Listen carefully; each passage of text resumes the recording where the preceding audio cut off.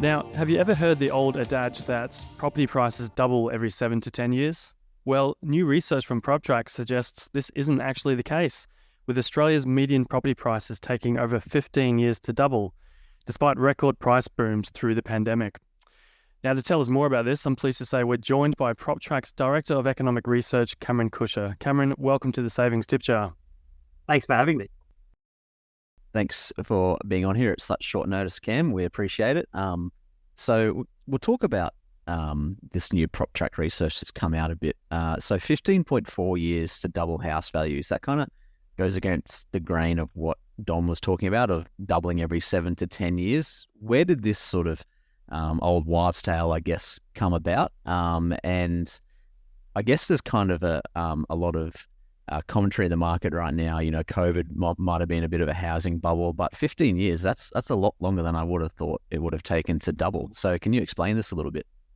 Yeah, sure. So what we simply looked at was what the current median price is, whether that be houses or units, and then when was the last time prices were half what they are today. And as you said, for houses, it was 15.4 years ago. The current median house price is 730,000. And for units, the current median unit price is 560,000, and it was 17.8 years ago.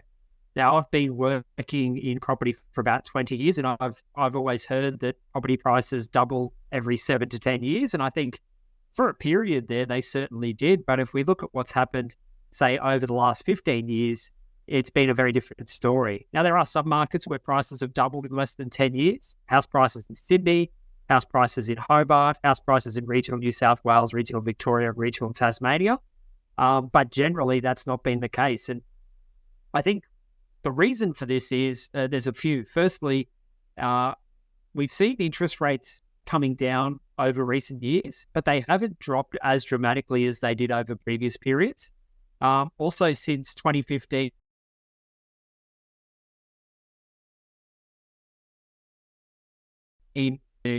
give a lot more information about your savings and your spending. And we've also seen APRA for the first time ever introduce macroprudential policies, which again have made it harder to access finance. The serviceability buffers have reduced how much you can borrow in your borrowing capacity.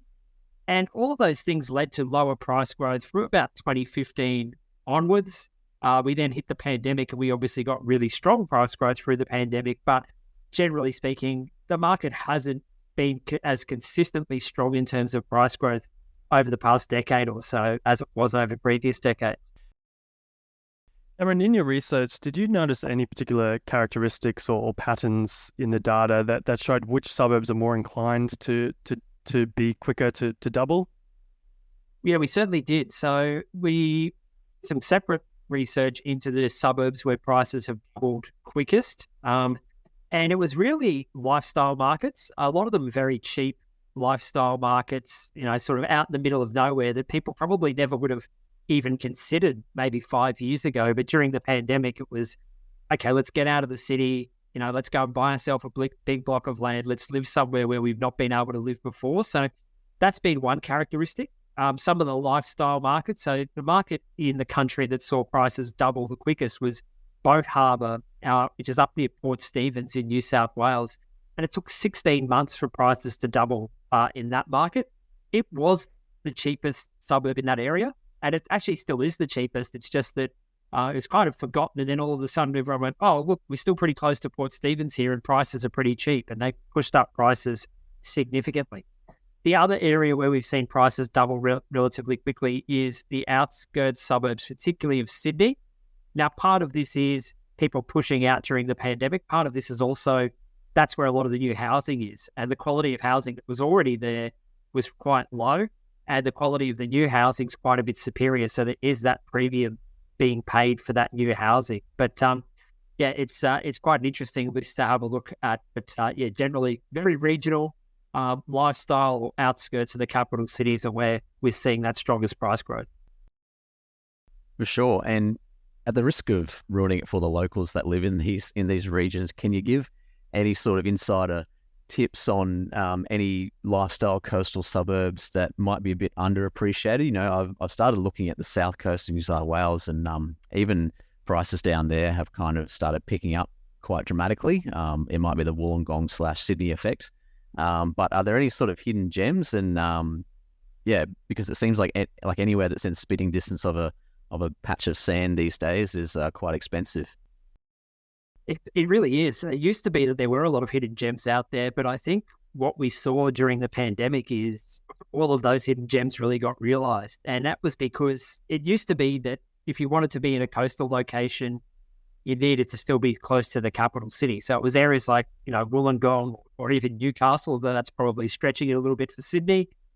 Places like the Golden Sunshine Coast, is places like, Geelong, the Surf Coast, and the Bass Coast in Victoria, places like the southwest of WA. But now it's stretched very much further afield because people have realised that, they did realise during the pandemic that I don't need to be in an office all the time. I can work from home and I can live where I need to now.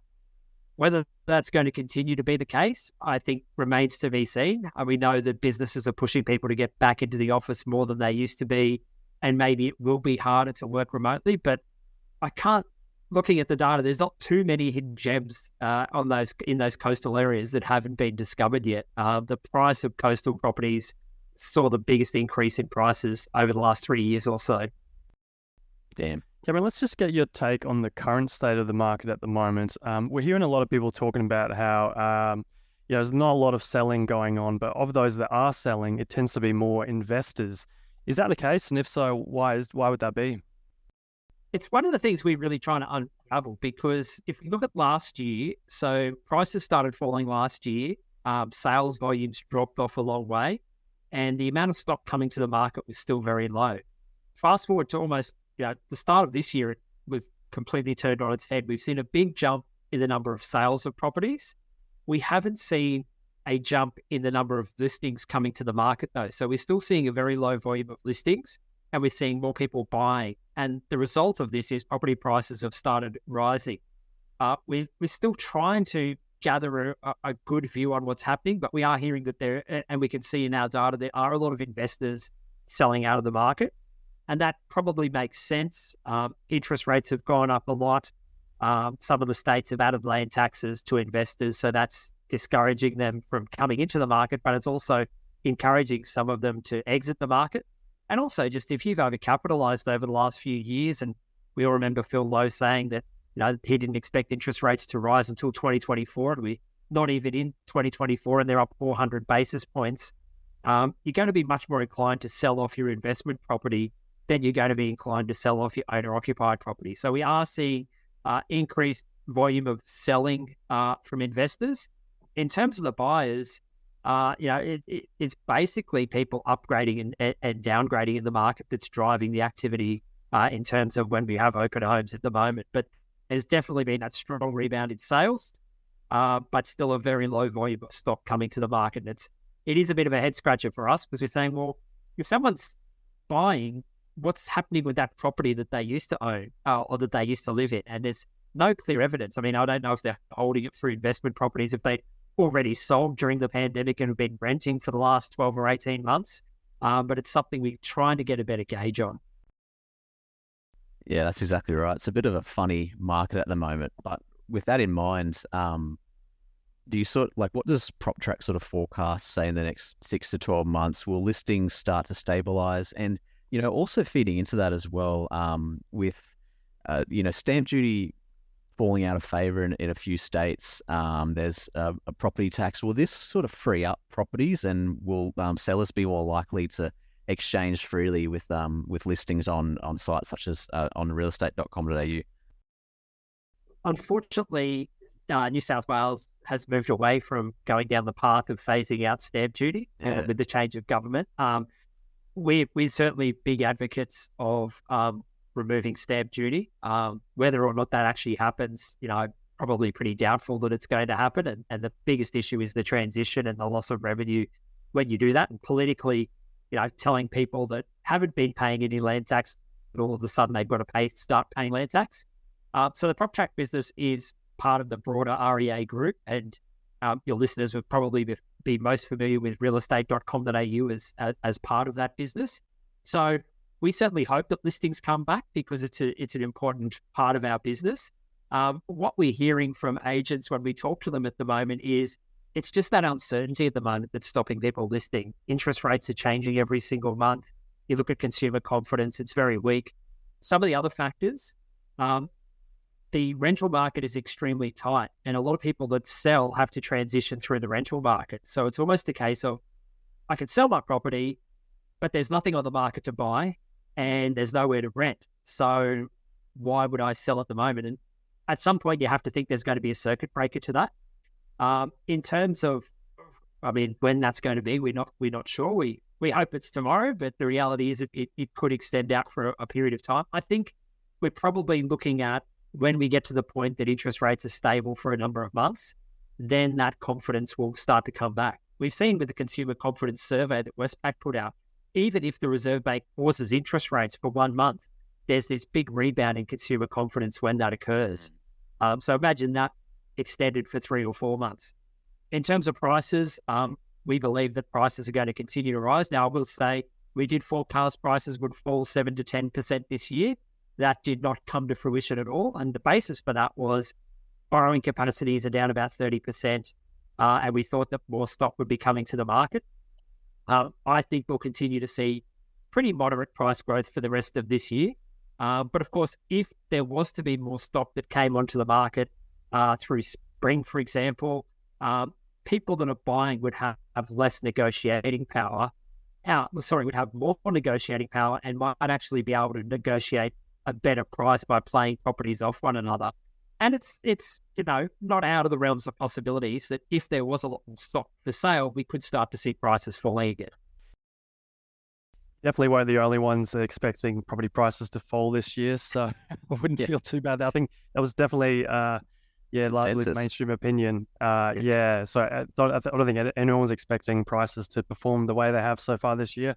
Cameron, I'll just get your take on the rental market at the moment. We keep hearing there's a bit of a rental crisis going on at the moment, and you talked about how investors, a lot of them are selling up. Is that going to make the current situation in the rental market worse? And if so, do we need more people investing in property?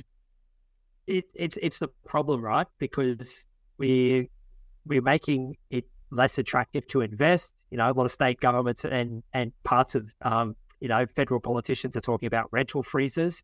And if we look at the research from overseas, rental freezes don't have the effect that people are hoping. They discourage people from investing. They see investors exit the market. Unfortunately, in Australia, also that most rental properties are owned by individuals. They're not owned by corporations like they are in the US and Europe.